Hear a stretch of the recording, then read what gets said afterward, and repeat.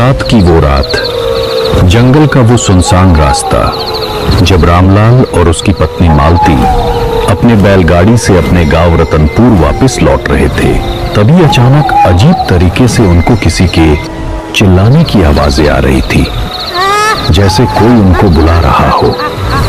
बारिश इतनी तेज हो रही थी कि रामलाल को आगे का रास्ता भी साफ दिखाई नहीं दे रहा था।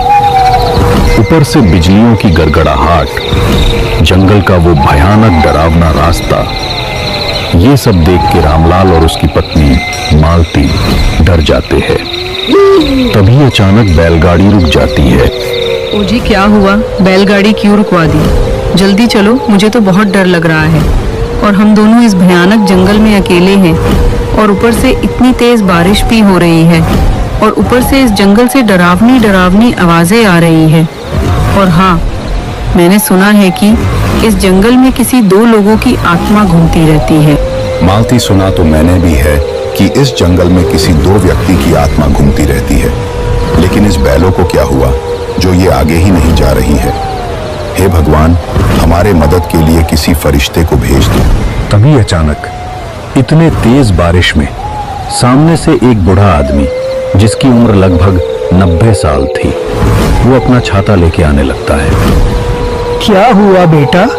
तुम दोनों इतने तेज बारिश में इतने रात को इस भयानक डरावने जंगल में क्या कर रहे हो? यहाँ से जल्दी निकल जाओ बेटा, ये जंगल ठीक नहीं है।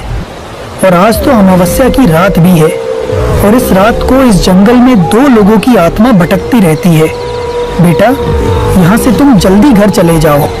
लेकिन बूढ़े बाबा, मेरे बैलों को क्या हुआ तो पता नहीं, ये आगे ही नहीं जा रहे हैं, और हमें बहुत डर भी लग रहा है।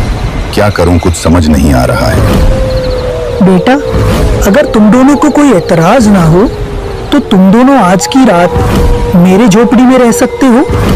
मेरी झोपड़ी पास में ही है, और रात भी बहुत हो गई है, और बारिश भी बहुत तेज हो रही है। लेकिन बाबा, तुम अकेले इस भयानक डरावने जंगल में क्या करते हो?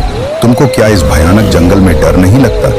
बेटा, मैं बरसों से इस जंगल में अकेला ही रहता हूँ, मुझे डर नहीं लगता। मेरा तो घर ही जंगल है। चलो, अब ज्यादा समय मत करो, रात के 12 बजने वाले हैं।